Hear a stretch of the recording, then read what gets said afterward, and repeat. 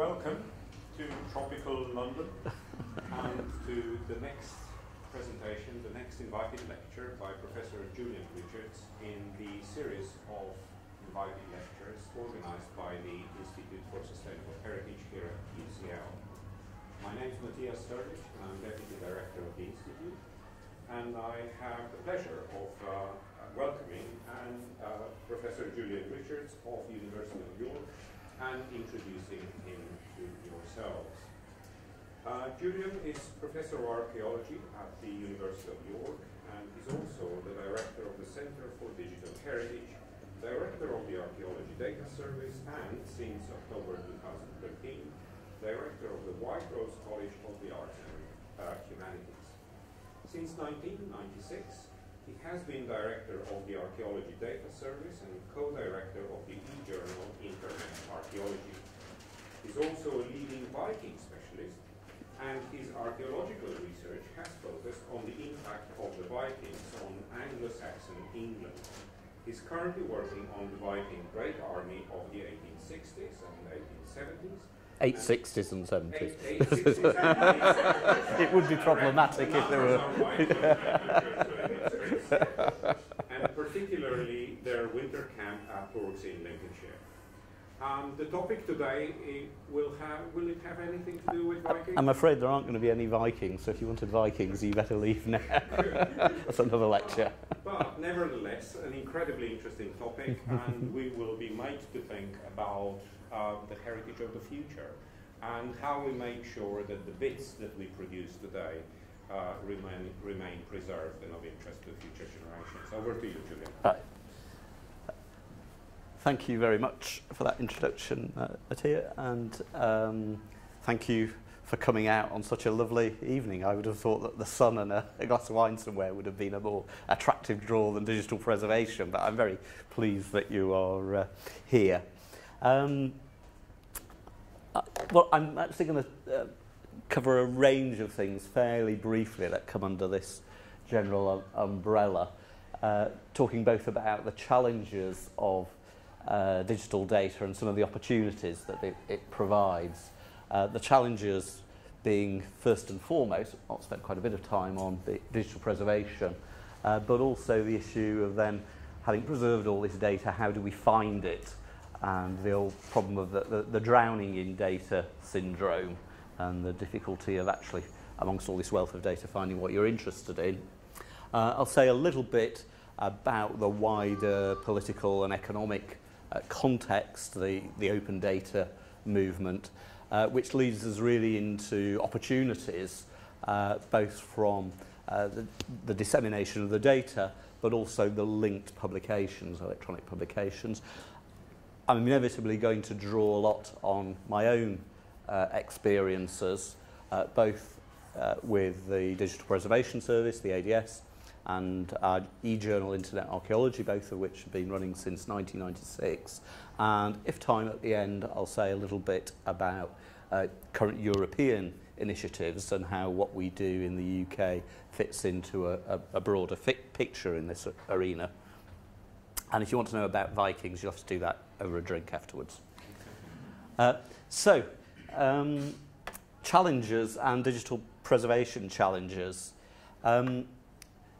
If you didn't already realise, digital data are extremely fragile, and they tend to be archived, unfortunately, though, by most museums still as objects rather than computerised information, by which I mean they will take a disk or a physical object and put it in a box and accession it as if it was a pot or a stone tool.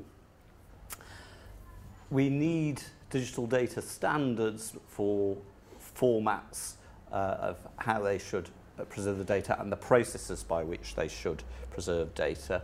And we need to think in considering what we should preserve, what are the significant properties of that data, by which I mean what's going to be important to preserve into perpetuity for that data set. And that can be quite difficult to predict now what people might be interested in the future, but we have to do an assessment and think, well, is it the actual raw data, in effect the bits, the numbers, the measurements from the experiments or from excavations that are important? Is it the look and feel of the data? For example, in a virtual reality model, is what it actually looks like on the screen important, and do you preserve it in the way you might preserve an old computer game where emulation of the actual hardware becomes important? So those are some of the issues to think about. Also,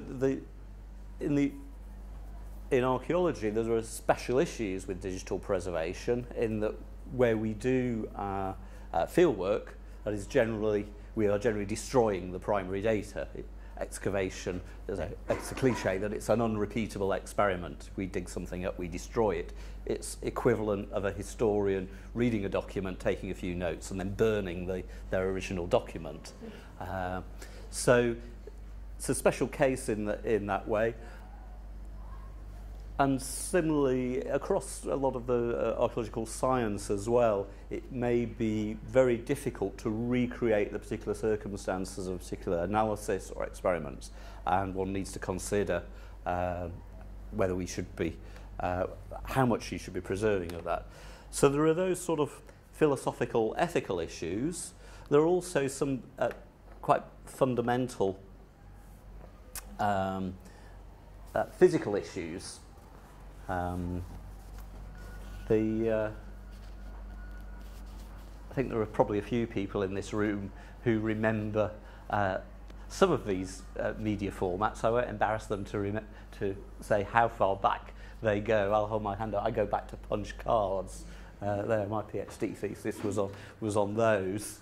But the point of the slide is really, if you've not appreciated it, to emphasize the rapid pace of technological change over the last 30 years, and that the storage formats that people believed at the time were perfectly archival preservation formats, CDs, even now memory sticks, are probably going to be redundant in a few years' time.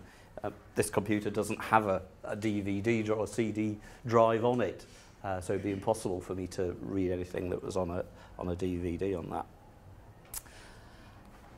Added to that are some more fundamental problems about information entropy.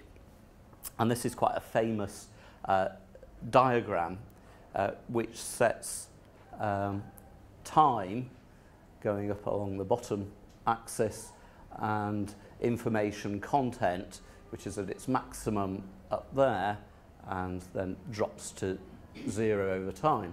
So when you publish something, you've probably got the research in your mind, and you've got the maximum amount of information in your head about what you did. In effect, this is what we often call metadata. It's not the data itself, but it's sort of how you carried out that work. So that's at a maximum for a while. But then, as human memory is frail, things that you haven't set down, that you haven't recorded over time, will start to decline and memories fade. You may also have what are regarded as sudden cliff events, accidents. Your excavation site hut burns down with all your records inside it. Your computer crashes, you had no backup of it. Ultimately, we tend to retire, and anything not set down at that age, if we move institutions or give up, then anything still in mental storage is probably lost, and ultimately death is the great leveller, and anything that's not set down there, unless it's already been recorded, will be lost. So the point I'm labouring is it's important to plan ahead for digital preservation and to record all this information as you go along. There have been a few famous cases of this. One of the classic cases is that from NASA, which sent a couple of Viking landers to Mars in 1975. All the data was on magnetic tape, saved in a climate-controlled environment. But come the 1990s, they wanted to look at that data again. They couldn't decode the formats used. And in fact, they had to track down old printouts and retype everything to recreate this crucial scientific data. One closer to the arts and humanities is the so-called Doomsday Project.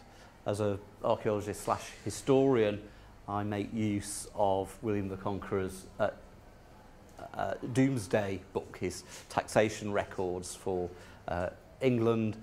It's possible still to read the original manuscript. In 1986, the BBC established on the the 900th anniversary of Doomsday, established a project to update that record. It was a sort of community crowdsourced project asking all communities to record the information about their villages. Unfortunately, they did it on the latest state-of-the-art computer at the time, the BBC microcomputer, and recorded it all on a 30-centimetre laserdisc. This is Lloyd Grossman, many years later, proudly holding up the fact that after a huge investment, the National Archives, and in collaboration with Leeds University, had managed to get the data off that and actually preserve it. Again, it had not been migrated, it had not been preserved as they went along. That's what you should be doing, just to scare you. This is NASA learning from their experience, and they developed what has become the de facto standard. It's an ISO standard for digital preservation called the Open Archival Information System. This is a simplified version of it. It's what we do in the ADS. Oops, sorry, I skipped ahead. Wrong button. This is research going in at this end, basically, and it goes through 3 general stages: a submission information package, the data that you give to the archive; an archival information package, where data is migrated to open formats generally, so that it's not locked into proprietary software, and then also held in various backup systems and deep storage. But also, as well as this AIP, there's often a dissemination information package, what's known as a DIP. So you may disseminate data in a format that isn't the same as the archival package. That should always stay the same, but the delivery system will depend on hardware and bandwidth and web browsers and so forth, and that may be changed through time. And part of the work of an archive then is to keep a DIP functional, because there is no point in preserving all this stuff unless we expect people are going to reuse it and make it available for reuse. So this is the OAS cycle from research through to publication, and of course then important that it goes round again so that your data becomes the basis of someone else's research and in turn is archived.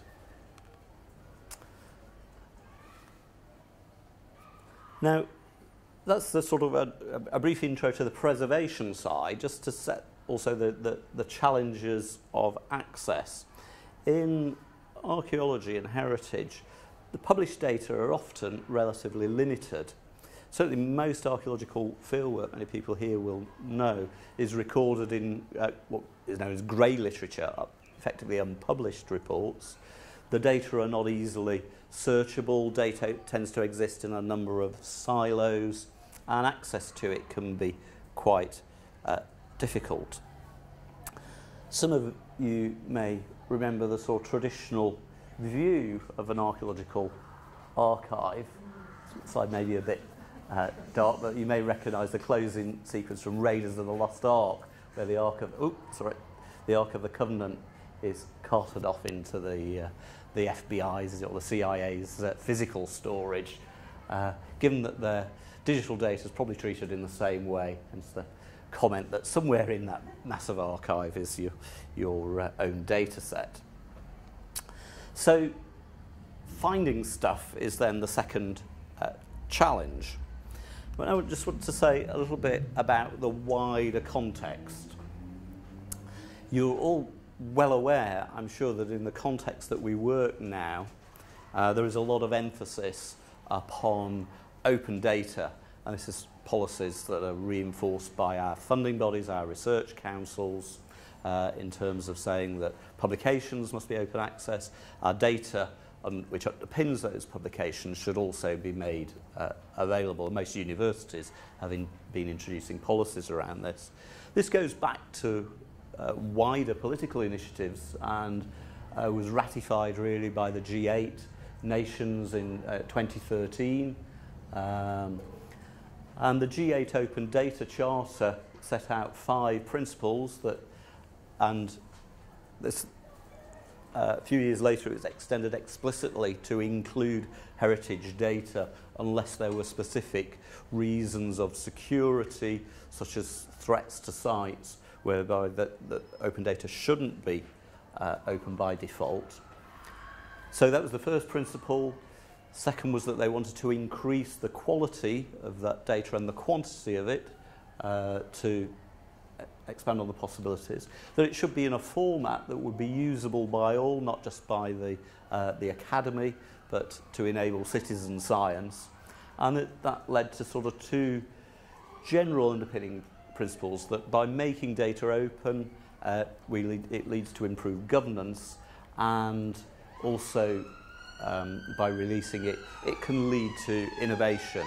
Many people be aware that the creative industries, for example, are seen as very important to the government's industrial strategy at the moment. And heritage data has its own role to play within that, for example, in interactive media and computer games, so that they are informed by our research rather than being based on Raiders of the Lost Ark or whatever. More recently, there's a set of principles also endorsed at an international level, which are known as the FAIR principles.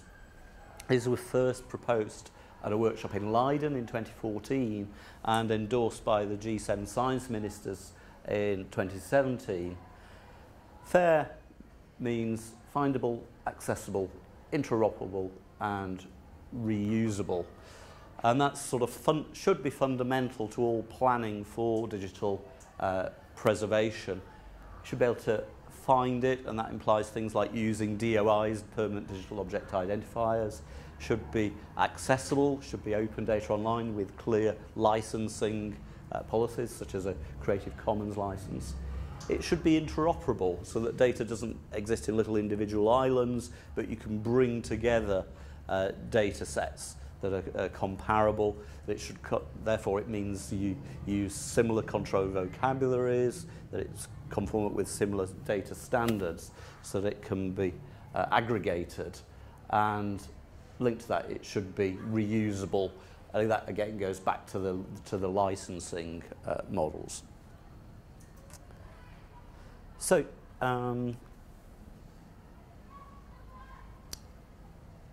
sorry, I'm pausing, so I realised that the timer on this was running before I started, so I just gave myself a fright, so I thought I'd been speaking for 40 minutes. So I think we started about 1:45, don't we? So it's about, yeah, okay, that's all right. So just a bit of background about where I come from. The ADS was set up in 1996. Although it's based in the University of York, we are a national service. We've currently got about 12 members of staff. We started out being funded entirely by research councils and GIST with grant in aid, but we've become an entirely self-sustaining business with a model based on that we make a one-off charge at the point of deposit for people to preserve data with us. So the data is free at the point of use, but depositors pay a single charge when they deposit. That's analogous to, some of you may be familiar with the sort of museum box charge, in effect, that was applied with physical archives. Clearly, developers can include it, or the contractors can include it in their specifications to developers. Academics can include that charge within their applications to research councils. It's seen as an eligible charge to their grant.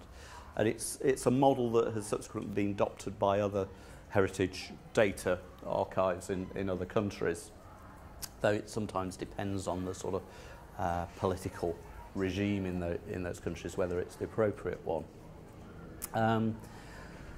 ADS is what's known as a trusted digital repository. It basically means we follow that OAIS model of the data seal of approval, which is sort of a kite mark for digital archives. We were only the second UK archive after the UK Data Archive in Essex to gain that. We're very pleased in 2012 that we were awarded the Digital Preservation Coalition's Award for the most outstanding contribution to digital preservation over the last decade, beating the Library of Congress and the British Library in that competition. That's a it's a slightly out of date figure. You may be surprised that actually the size of our data isn't actually that large. I think that's going to increase a lot over the next few years as we take a lot more digital photogrammetry and laser scanning, which tends to generate big data in the sense of physically big data. But at the moment it's running at just now over 12 terabytes. But that represents some 2 million plus files. But the key thing there is that on those files at that point, we'd carried out over 21,000 recorded processes, because we operate as an archive that preserves the data via migration. So that data, when it's deposited, even though we'll try and transfer it to an open format, needs to be actively curated. Even PDF files need migration to new formats. They're not generally a stable archival format. GIS CAD files need active curation if you're going to preserve the significant properties of them. So this is our mission statement, which means three things: that we collect and preserve data sets, we provide easy and free access, and we provide guidance and support. And so if you're not familiar, I'd really recommend these online guides to good practice, which have gained some international traction, being adopted in the United States and in various European countries. They initially started out as a series of hard copy publications, but they're now online, and they cover most data formats that one would encounter in heritage science and archaeology. They don't tell you how to do your work, but they say what formats and what metadata you need to employ if that work is going to be preserved and reusable by other people. And they've evolved over the years. This is a particularly interesting project we did on preserving underwater marine data, where this was very deep investigations, usually using a lot of remote sensing vehicles, because the depths are too great for human divers. So there was a lot of work in terms of ground truthing the data for that. And a lot of that sort of data that comes from these equipment goes through a lot of processing. So it's not just a matter of preserving the end data, but we developed this concept of pits or preservation intervention points along the way, where it was necessary to take copies of the data at specific points so that you could always get back from the processed data to the stage before and actually go back ultimately to the raw data if you needed to. So to deposit data with us, there are a number of ways of doing that. Oasis is used for recording all archaeological interventions, whether that's excavations or surveys, human bone reports and so forth. And that's currently a free service in that you fill in an online form, upload the report. If it's relevant to a particular local authority, they will take a copy, as will Historic England or Historic Environment Scotland, according to where you're working. And as of this week, also Northern Ireland as well has joined that system. Other route is what we call Ads Easy, which is an online system suitable for small archives, where you can drag and drop and upload your files with the accompanying metadata, of course, to an online system with an online costing calculator. So that this is also useful if you're putting in a grant, so you can find out how much the charges will be, and then also at the end of it upload it and we can send you the bill. So that's the sort of commercial. So it's also important then, as well as preserving it, as I say, to make the data available. And we do that in a number of ways. One way is by a big catalogue of very thin records, which we call ArcSearch. And see, this has over 1.3 million records drawn from a variety of sources for the heritage of the British Isles. And it's available via a faceted browse system, and here, basically according to what, when, where, which deals with most types of archaeological query, and allows you also to drill down relatively quickly to what you're interested in. So within 3 clicks, I've gone down from 1.3 million records to 48, because I'm interested actually in what is funerary sites, where is Nottinghamshire, and when is early medieval. Underpinning that, of course, is the importance of data standards and the fact that people have recorded their data according to controlled vocabularies, so that, as you can imagine, the variety of terms there are for different types of funerary site. So that's a controlled term from Historic England, and also adopted by the other heritage agencies in the UK, from the FISH, the SORI, the Form for Information Standards in Heritage. As well as those thin records, we also make available now nearly 1,500 in their own right, very large archives from specific research projects. I can't possibly show you even a very small sample of them. Just give a couple of examples, a few recent ones. One where we worked with Mike Fulford and his team at Reading on his big Roman rural settlement project with a map-based interface to that. Some of these include text reports as well, so they're the Council for British Research in the Levant monograph series. There's a recent project, all of the excavation archives for Ipswich from 1974 to 1990, available with an interactive map that is queryable. So zoom in on the part of Ipswich you're interested in. So if you're interested in particular features at a particular period, and it will highlight those features. And that was possible because all the excavations in Ipswich, they'd collected CAD files for them that had been migrated, and that provides in a way a level of interoperability, at least for the city of Ipswich, because they were all then able to be brought together for someone wanting to research that city on a broader level. And it's part of our vision to start expanding some of those spatial data services out from these individual islands where the archives exist across wider areas. I mentioned the grey literature. In fact, this is one of the more popular resources that we make available. What's sometimes known colloquially as the Grey Literature Library, now running at nearly 46,000 reports. It started out just a few hundred, but it's interesting really that a lot of the pressure from this has actually come from the archaeological contractors, because they wanted to make their data available. I would argue that these reports are now more available, more open access than articles published in paywall journals, because they're available free of charge throughout the world, and they see huge amounts of usage. Each one of them has a DOI, a permanent citation, so it is in effect publication. It's no longer, grey literature is no longer the appropriate term really for them. But we shouldn't just sort of limit ourselves, I think, to PDF reports, and this raises some of the opportunities that I was talking about.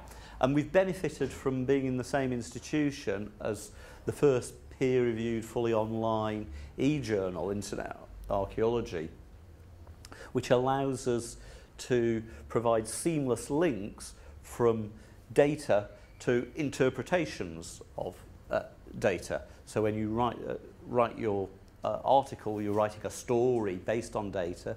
So multiple stories are possible. This is an example from a recent article published by one of my colleagues in York, Nikki Milner, on this first item. I think it's the first item of jewellery of a recorded in the British Isles, the earliest item rather, the Starcar pendant. And this was an examination using 3D imaging, RTI, reflective transformative imaging, so that's right. And as part of the, so there's the article about it, as part of the archive, there's the 3D data. If you've got a 3D printer, you could download the data set and print out your own Mesolithic shale pendant as part of that, complete with decoration. And that's therefore the link to the, as the previous page was the Internet Archaeology article, here's the archive in ADS.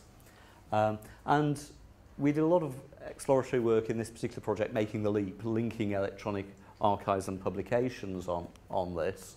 Another example from UCL, actually, from Tim Williams and colleagues' work at Turkmenistan, where he published his interpretation in a very hypertext, interactive media article in Internet Archaeology, but also disseminated his archive via ADS. So that if you go to the Internet Archaeology paper, there you'll see embedded video, rather than a static map as you would get in a print publication. There's an interactive map, so you can click on different layers. But if you really want to explore that archive, you could go to ADS, download the GIS files onto your own desktop machine, so it's not limited just by the pre-selected layers there, but you could download the raw data. We've also followed up the concept of data papers. So this is a data paper for Heathrow Terminal 5. Data papers are generally very short papers, just often a few pages, but they're really about a data set.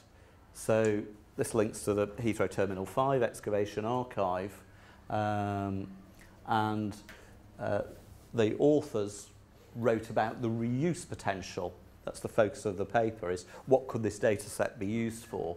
And we also published, or we always publish it as the aids of transparency, a referee statement with that. So the referee statement isn't confidential, that's published online as part of the paper, and the referee is then able to comment on the data set. So is this data used? Yes, it is. And you can go online with any archive and go to the downloads page, this is in fact the Starcar archive. The screenshot's a bit old, so this is only up to Jan 16 for this. But there have been, as you see, a large number of views, fairly steady usage. There's always a peak after things release, but things carry on. Because of course a lot of this data doesn't age. Data sets from 20, 30 years ago are often just as well used as ones released last week, and 503 at that stage downloads of actual files. Of course, that doesn't necessarily tell you what people are doing with it or who they are. Those are the sort of proportions of users. Might be interesting to see the proportion of metal detector users, though we could talk about that more in discussion, perhaps. But as you'd expect, there's sort of quite a proportion of users from national, local governments, commercial archaeological contractors, but unsurprisingly the largest share from education, ranging from schools through to universities. In terms of what people do with the data, again, 40% about for academic research, about 20% private research, some teaching and learning, then heritage management and commercial research, and a small proportion actually of family history as well. The levels of usage of things to read are far higher than data sets.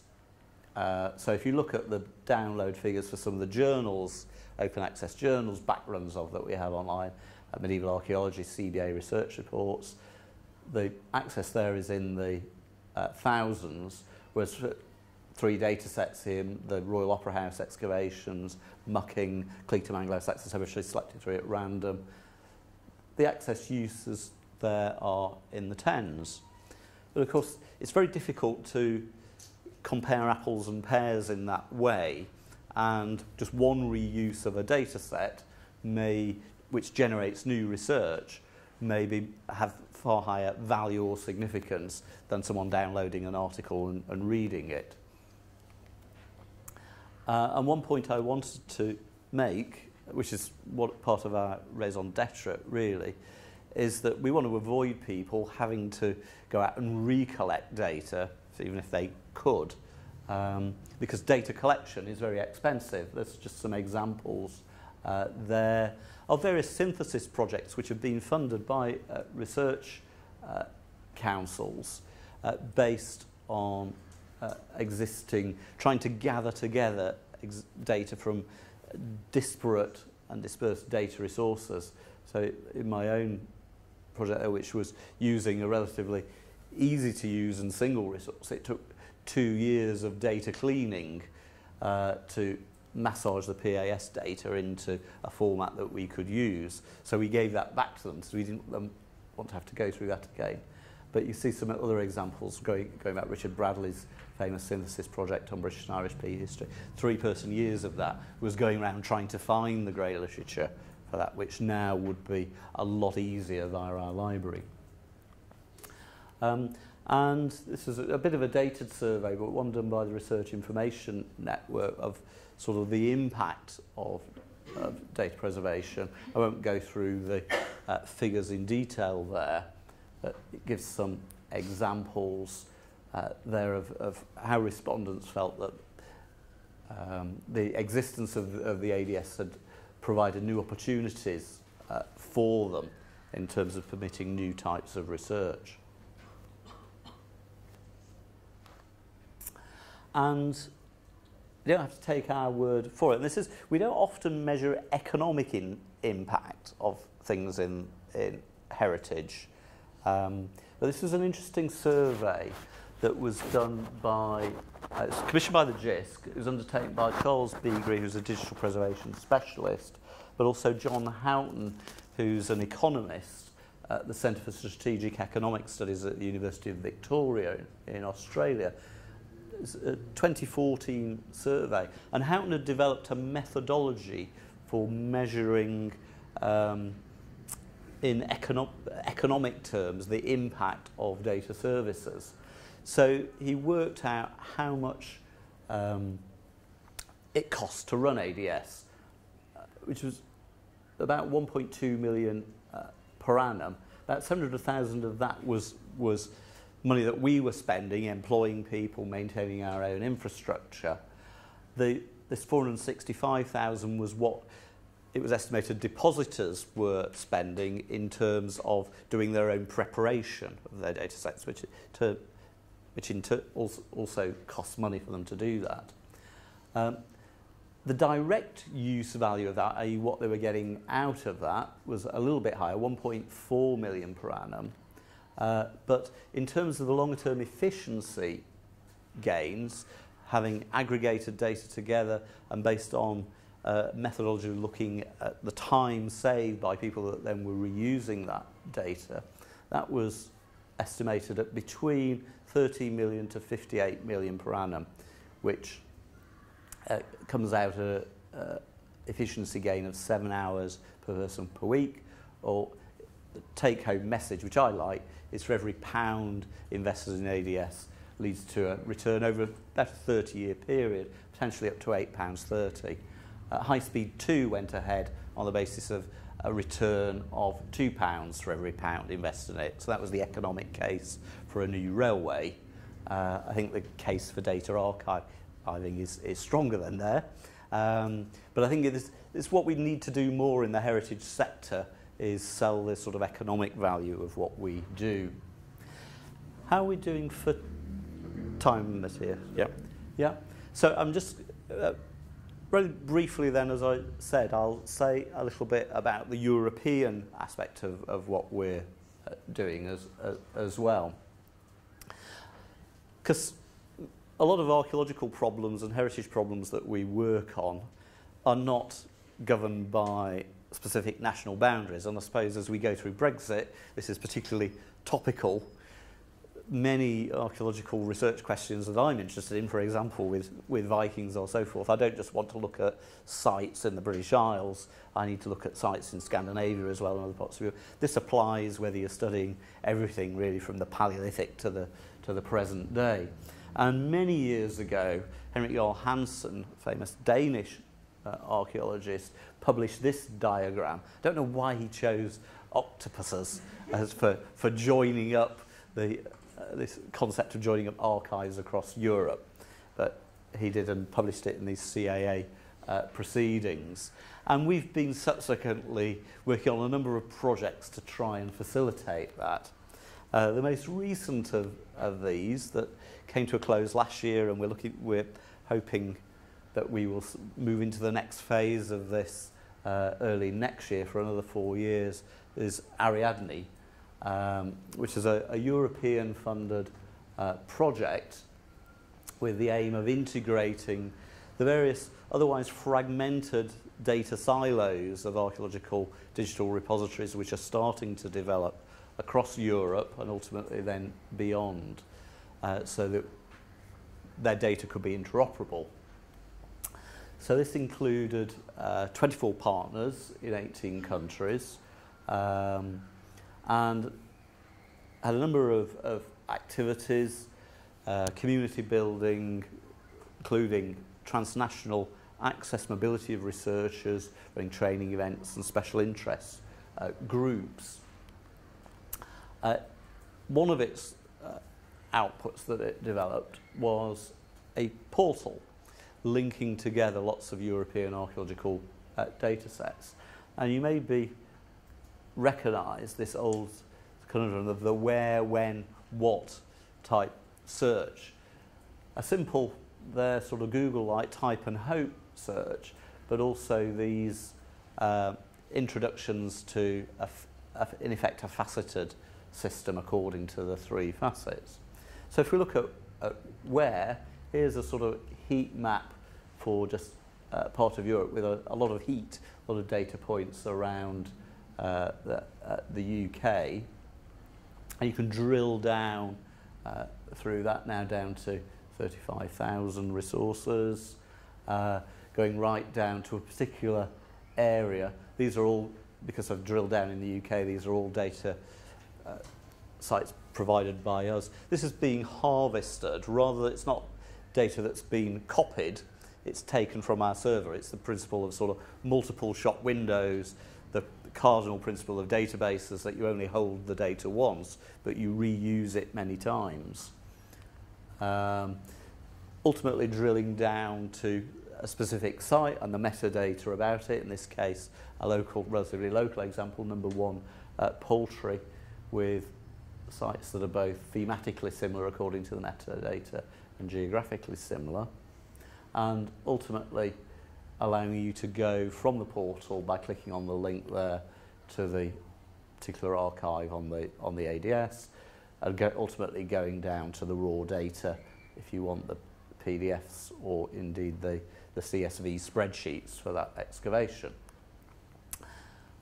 On the when, so I should say first of all actually that where it's relatively easy to achieve interoperability, because ultimately all these archives recorded spatial coordinates for the data, which can be mapped to WGS84, which is an ISO standard for spatial data.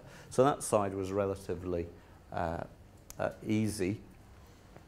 When was a little harder, a little more difficult, because of course even archaeologists in one country can't agree on what period terms to use. So the principle we adopted with the when search is actually to map all the data to an absolute date scale, which means that in the search browser you can then search for a particular period. The mapping was done in collaboration with the people at PeriodO, which is an American-funded initiative funded by the NEH and the NSF, which the principle behind PeriodO is that archaeologists don't have to agree about their period terms. I can use Iron Age in a different way to how someone else might want to use Iron Age, and that might be because there are very valid reasons that the Iron Age in Denmark is actually very different from the Iron Age in the UK or in areas of southern Europe. I might be interested in things that are culturally Iron Age at that technological level, but I might be interested in a particular chronological period.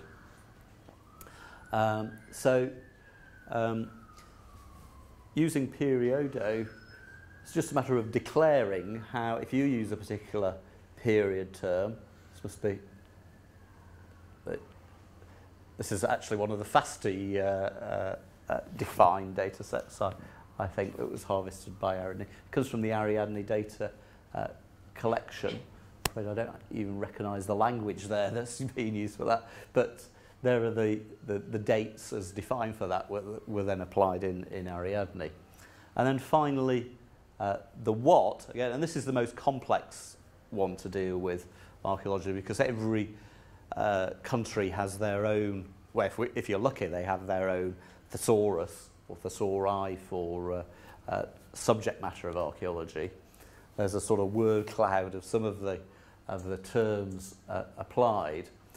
But the principle we adopted is that for any partner supplying their data to Ariadne, they had to map their own vocabularies to the Getty Art and Architecture Thesaurus as a common spine. And that we found covered most areas of heritage and archaeology. And it meant rather than doing multiple one-to-one mappings between each country, they were all just mapping to one. It makes it relatively easy then to add on a new country, because you just need to map it to the Getty. So every term they used, they said what the equivalent term was in the Getty thesaurus. And so that also then allows you to draw on some of the multilingual functionality of the Getty thesaurus. Each of those terms has a URI, a permanently defined definition of the concept, of what's meant in this case by a ring brooch, and the definition, the scope notes there. And then if you do a search on that, you can then pull up all the archives that have ring brooch in the metadata, all the equivalent term as applied by another country. And in this case, again, an archaeological example where someone was in a watching brief on this airfield in Norfolk and have recorded that they found some ring brooches there. So what's happening next? Well, there's a lot of European initiatives at the moment to fund e-infrastructure. You may be familiar with some of these. Arts and Humanities initiative called DARIA, the new preparatory phase for ERIS that UCL is heavily involved in, as are we, Research Infrastructure for Heritage Science. The next stage of Ariadne, which we hope will be starting in February, and indeed a lot of work at the European level on the European Open Science Cloud as well, which fortunately for us and Brexit, that these infrastructure programmes, you don't even have to be in Europe to be part of them. Indeed, in the next phase of Ariadne, we're partnering up with Japan, Argentina and America. So hopefully the UK will still be eligible to participate in these too. So just to wrap up with a few conclusions, some take-home messages. Digital preservation certainly has a cost, and you need to plan for it at the outset of a project, because losing data or having to collect it again is much more expensive. If you make it available, people do use it, and that has both a research return and ultimately therefore an economic return. I think we've demonstrated over the years that it is possible to develop a sustainable business model for a digital archive, and I think there's a lot more work to be done on, we've really just started on these new models for publication and dissemination. The world is changing very rapidly there. It's important in heritage science we work at a European level, but fundamental to everything we do and particularly to international collaboration is work on data standards. If you want to know more, some contact links there, or we can talk informally after, or indeed take questions now if there's time.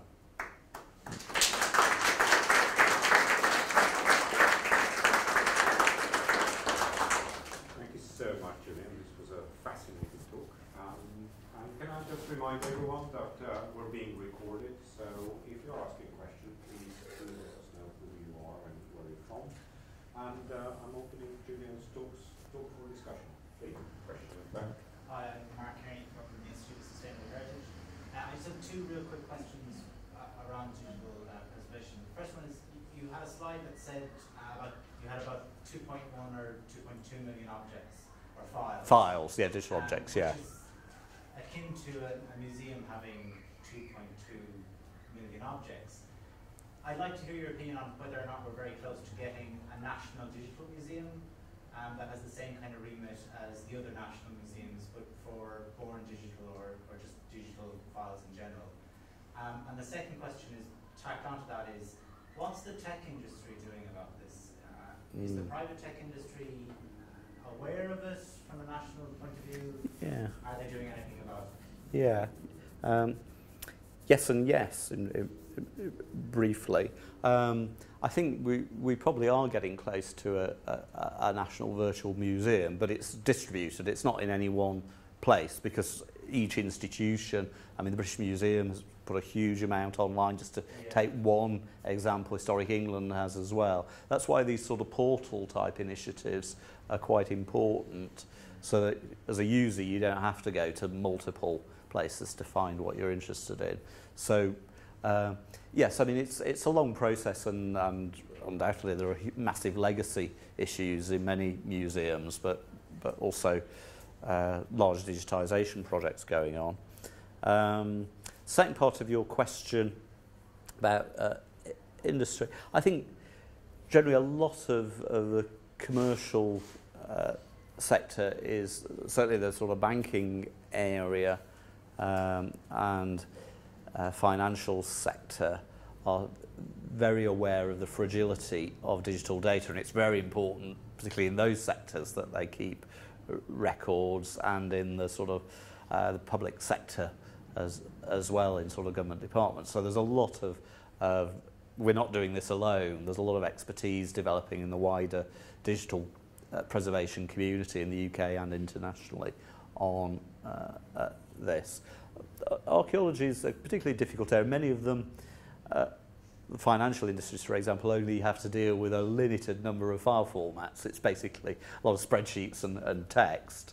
Rarely do they have to deal with the range of data types that we encounter in the sort of heritage sector, and particularly a lot of them are now imaginative recording formats, all the different machines that we use. A lot of this stuff is born digital, with data logging machines measuring temperature and all sorts of things. Yeah. So I think we deal in a particularly complex area. Yeah. Mm.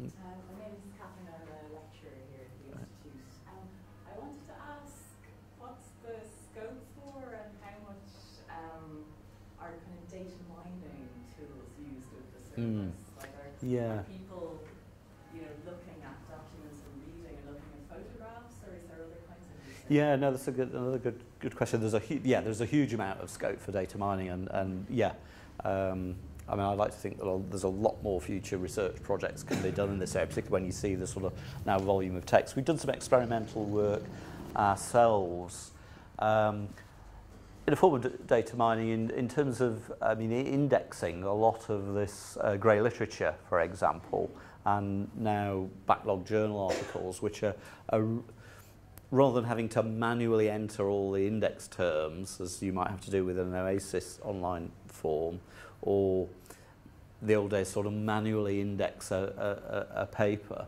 Natural language processing tools now are pretty advanced in terms of searching for words and concepts in documents. So we've done, behind that faceted browse, both in Ariadne and in ADS, there's a lot of sort of data mining in the sense of NLP and AI going into that, and also experimental work too. But I think there's a lot more that can be done. We do have quite a few people who've approached us for very large data downloads of things and access stuff for that. Andy Bevan here at UCL, I think, is someone who's done some of that as well. Yeah. Chris Lock here from the Institute of Yeah, hi Chris. I was interested in the things that fall between the cracks. So data sets that get created for master's dissertations, Yeah. dissertations, things that local archaeological societies put Yeah, together. indeed. All these unfunded data sets Yeah. which are important and interesting but don't seem to fit into any of Yeah. the existing frameworks. I know it's a massive problem, and I don't have an easy solution. We try and be flexible. I mean, I've emphasised our charging policy and say if you're putting in a grant application, make sure you include it. Not all research, clearly in our sector, is funded, so we try and be flexible over charging, and we'll sometimes do things on a best efforts basis. We've also launched jointly with Internet Archaeology, because it applies to that as an open access journal, that it relies on APCs and not everybody can afford those if they don't have a funder or a university that will pay them. So jointly with them we've launched an open access fund which actually is getting quite a lot of donations and has already paid for one archive where there was the depositor was a student who couldn't afford it, but it was just to be a good data set. So but I don't think that can be the complete answer. I think it has to go back because there are some very good masters and PhD, of course, data sets that can fall through the cracks, and very good community-derived data sets. I mean, maybe if they're funded by the HLF, certainly HLF have a policy of saying you should include the funding for the archive. But yeah, a lot is missing there. There's a lot to be done. Quite right. My name is Julian. I'm a PhD student here in the Institute. I'm very interested in the preservation of the digital data. I'm just wondering whether you could talk a little bit more about the state of the art of the preservation of the digital data. I'm just wondering where we are in terms of research in our sector and where we are in terms of collaboration with other sectors. Like you gave an excellent example, the NASA, and to my understanding, the most graded experts are in such institutions. Mm-hmm. So where we are, how we are going to work on this, and are we going to develop our own strategies, our own technologies to preserve the digital data, or are we going to depend completely on those experts, or is there a scope that we can collaborate? It's the latter, I hope, which is the obvious answer. It's a combination. Pointless reinventing the wheel on these things. So we and other digital archives work closely together. So I think I mentioned that in our own sector, those guides to good practice and data standards have been agreed jointly between ourselves and Digital Antiquity, which is our sister service in the United States. Also DANS, which is the Netherlands data archiving service, has also been adopted in Germany and in Sweden. And we're working with other partners to extend their scope and translate them. Our Japanese contacts the NARA Institute are interested in translating them into Japanese. Because it's pointless having different data standards for archaeologists in one country as opposed to another. But also cross-sectoral as well. So we need to keep an eye on what's going on in other domains. But as I mentioned, that's where often we find other archives come to us to take a lead, because we encounter so many rarefied and strange and wonderful data formats that they don't encounter. So archaeology and heritage is quite special that way. So yeah, it's collaboration with us learning from others and also them learning from us.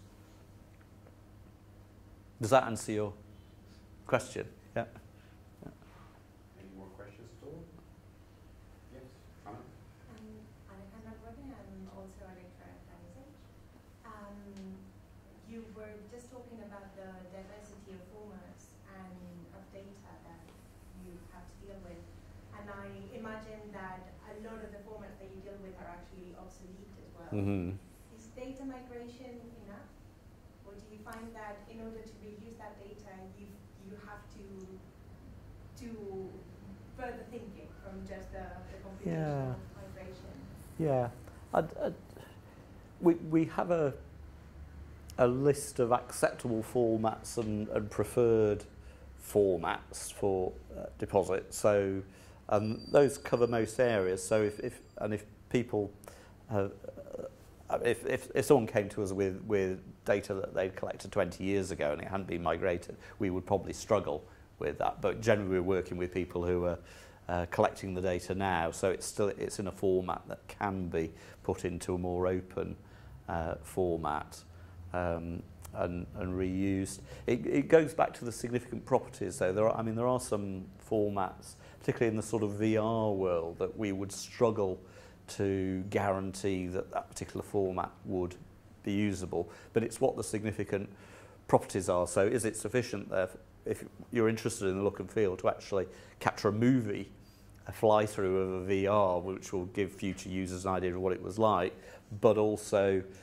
if it's based on a wireframe model, the CAD data that was recorded, that the 3D will be based on the original survey data, which as an archaeologist you'd often regard as the primary data set. You wouldn't be necessarily so interested, say, in the rendering that had been applied, and the movie would give you sufficient preservation of what the rendering looked like. That sort of, yeah. I might have a question. Go on then.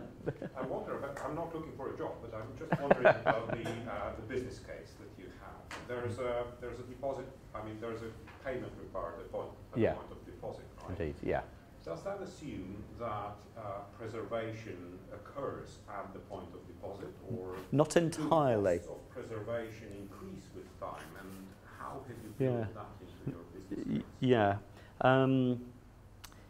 case? It assumes that the costs of digital preservation, the majority of those costs are incurred at the point of deposit, where the data is accessioned, it's converted into the archival information package or the dissemination information package.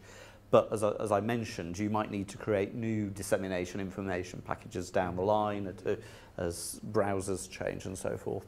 So although the majority of the costs are up front, there is an ongoing cost, and so there is an element of our charging model that goes into a legacy fund, which our university allows us to maintain to cover those future costs, and also, should anything in a sense happen to ADS, would be a legacy that could be handed over to British Library or UK Data Archive or York University's archive to maintain that.